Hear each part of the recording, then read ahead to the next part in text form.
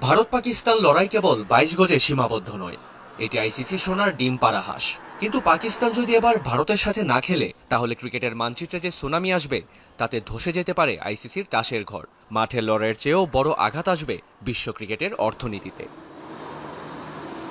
সরাসরি আঘাত আসবে ব্রডকাস্টারদের বুকে। শুধু জিও হটস্টারই হারাবে ২৪ থেকে ৩০ মিলিয়ন ডলারের বিজ্ঞাপনী আয়। আর এখানেই শেষ নয়, আইসিসিকে গুনতে হতে পারে ৪২ মিলিয়ন ডলারের বিশাল আইনি মামলা। মিডিয়া রাইটস আর স্পন্সর মিলিয়ে আইসিসির ঝুঁকিতে থাকা অর্থের পরিমাণের হিসাবটা আকাশ ছোঁয়া, ২৭৫ থেকে ৫৪০ মিলিয়ন ডলার।